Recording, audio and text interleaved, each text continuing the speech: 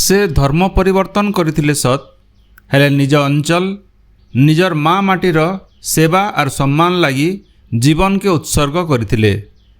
आमे कहूछु उत्कल गौरव मधुसूदन दासकर कथा जी स्वतंत्र उत्कल प्रदेश गठन शिघा मुनुष थिले। ओडिशा सरकार एप्रिल 1 तारिख ओडिशा दिवस नु मूल करी एप्रिल 14 तारिख तक ओडिया पक्ष पालन करुछन।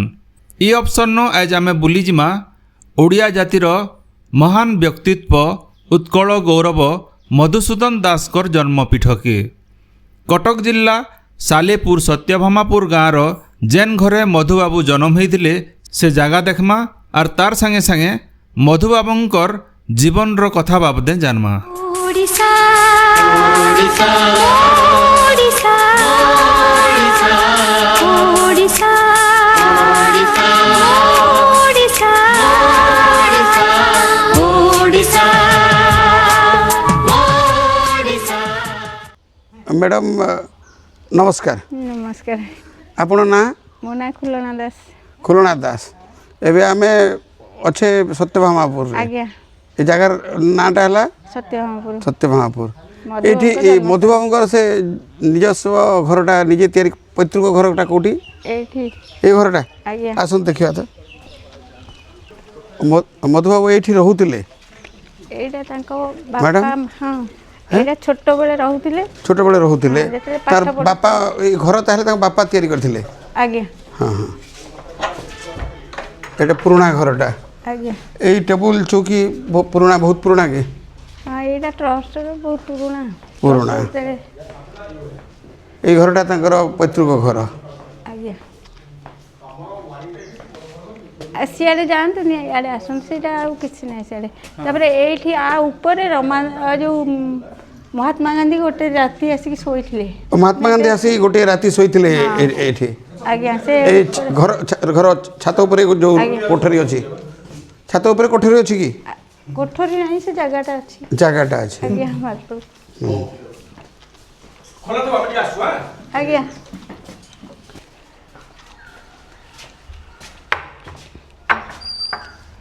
ओठी सीढ़ी अछि ऊपर को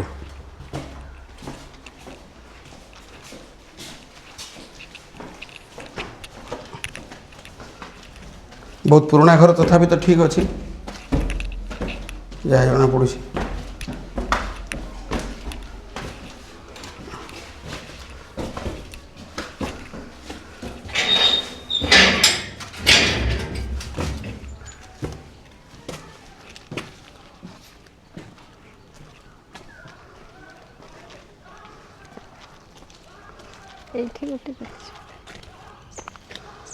खोला छत से रात्रि यापन करथिले आज्ञा हाँ मई मास खरा दिन थिला तेणु छात खोला छत से रही थे।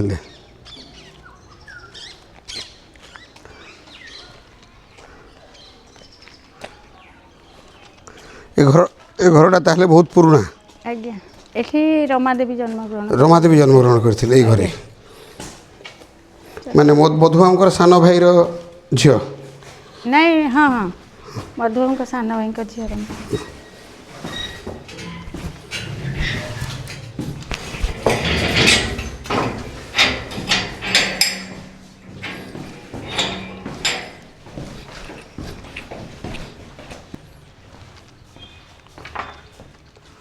ताहले एटा कोन एबे कस्तूरबा गांधी राष्ट्रीय स्मारकी ट्रस्ट रो जरिया रे ये अनाथ आश्रमटा चलुछि आज्ञा आई पोखरी से समय पुराना पोखरी एटा आज्ञा एटा के व्यवहार करथिले एटा मधुबाबू रमादेवी समस्त व्यवहार करथिले तांको माँ भी एठी गाधे की जानती पुओ को देखा करिया गला रे पुओ को देखा करिया फेरले एठी गाधे के घर को जानती हां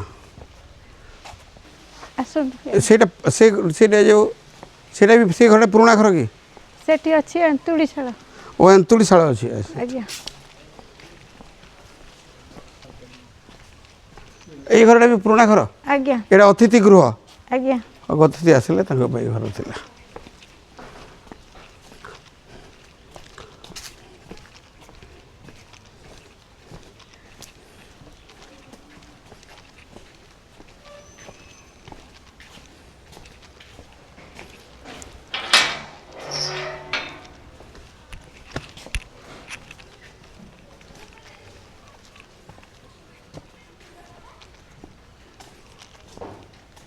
এইটা হচ্ছে মধুবাবুଙ୍କ ଏନ୍ତୁଡ଼ିଶାଳ।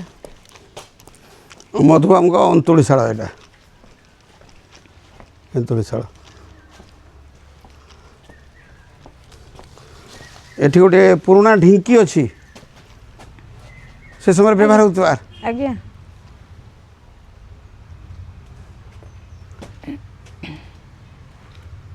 ପୁରୁଣା ଢିଙ୍କିଟି ଅଛି ଏଇଟା ଦେଖନ୍ତୁ।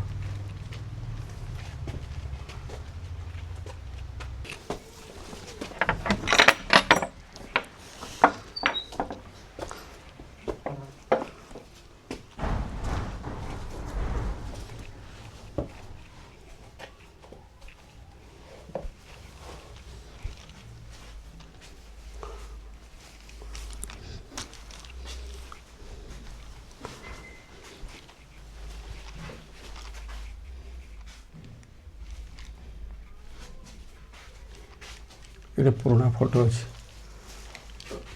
ମଧୁବାବୁଙ୍କ ଫଳରେ ଯୁବରାଜ ବୀରକିଶୋର ପୁରୀର ରାଜା। ପୁରୀ ରାଜା।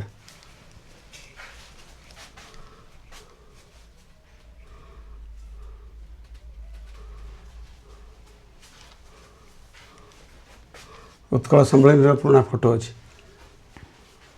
ଓଡ଼ିଶା ଆର ଶାସନ ବ୍ୟବସ୍ଥା ଏଇ ଯେଉଁ ସାଇଡ୍ ରାସ୍ତା ଏମିତି ଯାଇଛି ସେପଟରେ ଅଛି ସତୀ ଚଉରା ବୋଲି ମଧୁବାବୁଙ୍କର ପ୍ରପିତାମୟୀ ଯେତେବେଳେ ଦେହ ତ୍ୟାଗ କଲେ ତାଙ୍କ ସତୀ ହେଇଥିଲେ ସେଠି ତାଙ୍କର ଗୋଟେ ସମାଧି ଅଛି ଏଇ ଏଇ ସାଇଡ୍ ରାସ୍ତାରେ ଏମିତି ପୁରା ଭିତରେ।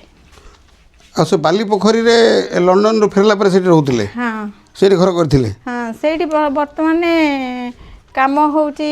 ସେ ପୁରୁଣା ଘର ଅଛି କି ସେଠି? ହଁ ଅଛି ବାଲି ପୋଖରୀରେ। ହଁ ବର୍ତ୍ତମାନ ତାକୁ କାମ କରୁଛନ୍ତି ରିନୋଭେଟ୍ କରୁଛନ୍ତି। ହଁ ପର୍ଯ୍ୟଟନ ସ୍ଥଳୀ ପାଇଁକା କାମ ରିନୋଭେଟ୍ ହେଉଛି ଓଡ଼ିଶା ସରକାର ତରଫରୁ। ଆମେ ଉତ୍କଳ ଗୌରବ ମଧୁବାବୁଙ୍କ ଜନ୍ମପୀଠରେ ଅଛୁ ଏବଂ ସେଠି ବରିଷ୍ଠ ଅଧିକାରୀ ଭାବେ କାମ କରୁଥିବା ଶ୍ରୀଯୁକ୍ତ ପ୍ରକାଶ କୁମାର ତ୍ରିପାଠୀଙ୍କ ସହିତ ଟିକେ ଆଲୋଚନା କରିବା। ବର୍ତ୍ତମାନ ସେ ନମସ୍କାର। ସେ ଜନ୍ମପୀଠରେ କ'ଣ ସବୁ କାର୍ଯ୍ୟକ୍ରମ ଚାଲିଛି ଆଉ କ'ଣ ସବୁ ହେଉଛି ସେ ବିଷୟରେ ଶ୍ରୀଯୁକ୍ତ ତ୍ରିପାଠୀ ତାଙ୍କ ବିଷୟରେ କହିବେ। ଆପଣଙ୍କୁ ସ୍ୱାଗତ। ନମସ୍କାର। ନମସ୍କାର। ଏଠି ଏଇଟା ହେଉଛି ଉତ୍କଳ ଗୌରବ ମଧୁସୂଦନଙ୍କ ଜନ୍ମ ଜାଗା। ଆମେ ଏଠି ଯେଉଁ ବସିଛୁ ଏଇଟା ତାଙ୍କ ପୈତୃକ ଗୃହର ଅଂଶବିଶେଷ। ଏଠି ଯେତେବେଳେ ଉତ୍କଳ ଗୌରବ ମଧୁସୂଦନ ଚାଲିଗଲେ ତାପରେ ତାଙ୍କ ଉତ୍ତରଦାୟୀମାନେ ଏ ଜାଗାକୁ ବିକି ଦେଇଥିଲେ। ପରବର୍ତ୍ତୀ ସମୟରେ ତାଙ୍କ ଝିଆରୀ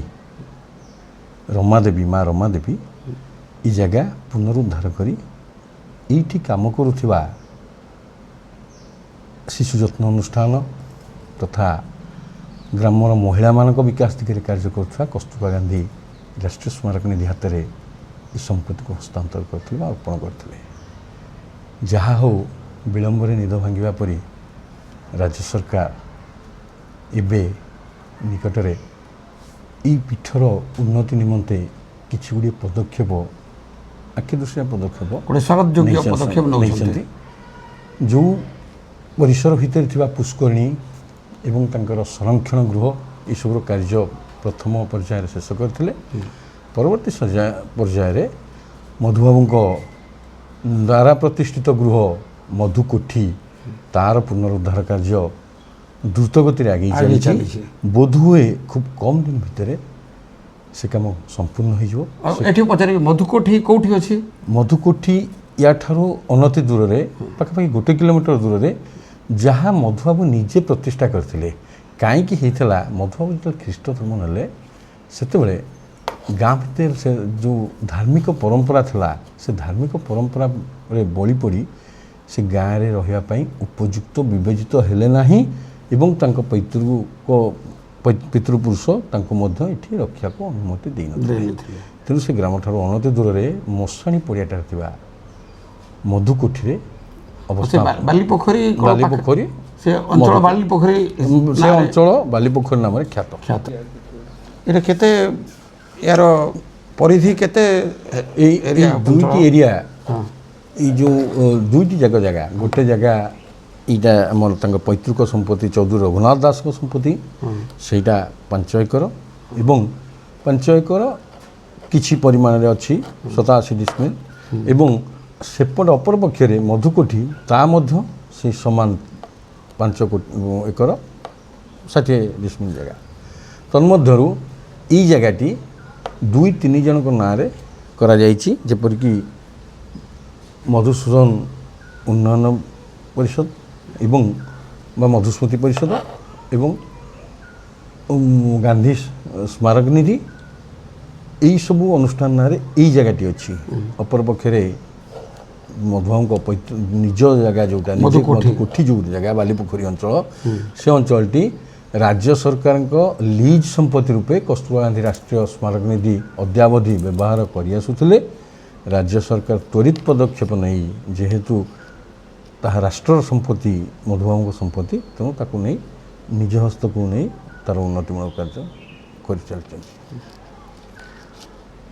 ଆଉ ମଧୁବାବୁଙ୍କ ସମ୍ପର୍କରେ ଆମେ ଯଦି ଏଠି କହିବା ଏଇଠି ସେ ଜନ୍ମଗ୍ରହଣ କରିଥିଲେ ଓଡ଼ିଶା ଇତିହାସର ବହୁତ ଅନାଲୋଚିତ ଅଧ୍ୟାୟ ଏଇଠାରେ ଲେଖା ହେଇଛି ଏନ୍ତୁଡ଼ିଶାଳରୁ ଉନ୍ମତ୍ତ ମାର୍ତ୍ତଣ୍ଡ ବାଜିଲା ପରି ନାଇଁ ଆମେ ତ ଜାଣୁ ମଧୁବାବୁଙ୍କ ଜୀବନୀ ଓଡ଼ିଶାର ଅର୍ଦ୍ଧ ଶତାବ୍ଦୀର ଇତିହାସ ବୋଲି ଆଜ୍ଞା ନବ ଉତ୍କଳ ନିର୍ମାତା ଯାହା ଓଡ଼ିଶାକୁ ଅବିଭକ୍ତ ଓଡ଼ିଶାକୁ ତାଙ୍କ ସ୍ୱପ୍ନ ଥିଲା ଓଡ଼ିଶାର ପ୍ରତ୍ୟେକ ଓଡ଼ିଆ ଭାଷୀ ଅଞ୍ଚଳ ଇଭିନ୍ ଝାଡ଼ଖଣ୍ଡର ସିଂଭୂମ ଅଞ୍ଚଳ ସରେଇକଳା ଖରସୁଆଁ ପଶ୍ଚିମବଙ୍ଗର ମିଦନାପୁର ଆପଣଙ୍କର ମନେ ଥିବ ଜୟରାଜଗୁରୁଙ୍କ ବିଷୟରେ ଯେତେବେଳେ ଛୋଟିଆ କବିତା ଲେଖା ହେଇଥିଲା ସେଇ ଲୋକ ଯେ ମେଳିରେ ମେଢ଼ି ସବୁ ଆକଟ ଦେଉଛି ଏଠି କଥାରେ ତାର ମାତି ବାଇକ ଜାତି ଉଠିଛି ତାତି ଫୁଲାଇ ଦେଇ ଛାତି ସେଥିରେ ଥିଲା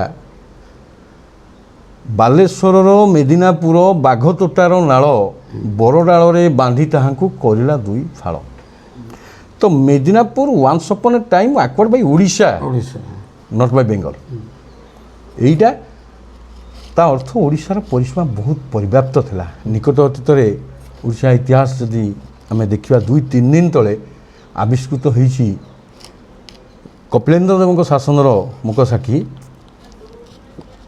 ଆନ୍ଧ୍ରପ୍ରଦେଶର ନନ୍ଦିଆଲ ଜିଲ୍ଲାରୁ ତେଣୁ ଓଡ଼ିଶା ସେଠା ପର୍ଯ୍ୟନ୍ତ ପରିବ୍ୟାପ୍ତ ଥିଲା କିନ୍ତୁ ବର୍ତ୍ତମାନ ପରିସ୍ଥିତିରେ ସଙ୍କୁଚିତ ହୋଇଛି ମଧୁବାବୁ ଥିଲେ ହୁଏତ ସେ କରେଇ ଦେଇନଥାନ୍ତେ ସବୁ ଜାଗାରେ ଛତିଶଗଡ଼ରେ ଆମେ ଦେଖିଲୁ ବାଗବେହାର ପାଖରେ ସେଇଆ ଏଠି ଗଞ୍ଜାମ ପାଖରେ ଦେଖିଲୁ ସେଇଆ ରସୁଲକୁଣ୍ଡା ରଙ୍ଗେଲୁନା ପାଖରେ ଓଡ଼ିଆ ଭାଷାଭାଷୀ ଅଞ୍ଚଳ ଅନ୍ୟ ରାଜ୍ୟରେ ମିଶି ଯାଉଛି କୋରାପୁଟର କୋଟିଆ ଅଞ୍ଚଳ ସେଇ ଅବସ୍ଥା ରାୟଗଡ଼ା ଜିଲ୍ଲାର କିଛି ଉପାନ୍ତ ଅଞ୍ଚଳ ସେଇ ଅବସ୍ଥା ତେଣୁ ଏଇଟା ଓଡ଼ିଆ ଜାତି ପାଇଁ ଶୁଭ ଲକ୍ଷଣ ନୁହେଁ ଆଉ ଗୋଟେ ମଧୁସୂଦନ ବାହାରିବେ ଯେମିତିକା ମଧୁସୂଦନ ଲେଖିଥିଲେ ଧରଣୀ ଫାଟିବ ମେଦିନୀ କମ୍ପିବ ଉଠିବେ ସହସ୍ର ଭୁଜା ସେହି ତୋର ମାତା ସେହି ତୋର ତ୍ରାତା କରସ୍ ଦେଇ ପଦ ପୂଜା ସେମିତି ପୁଣି ଜଣେ ଦ୍ୱିତୀୟ ମଧୁସୂଦନ ଜନ୍ମ ହେବେ ଏବଂ ପୁଣି ଓଡ଼ିଆ ଭାଷାଭାଷୀ ଅଞ୍ଚଳକୁ ଏକତ୍ର କରିବେ ଏ ଆଶା ଓ ସଂକଳ୍ପ ରଖି ମୁଁ ରହୁଛି ଧନ୍ୟବାଦ।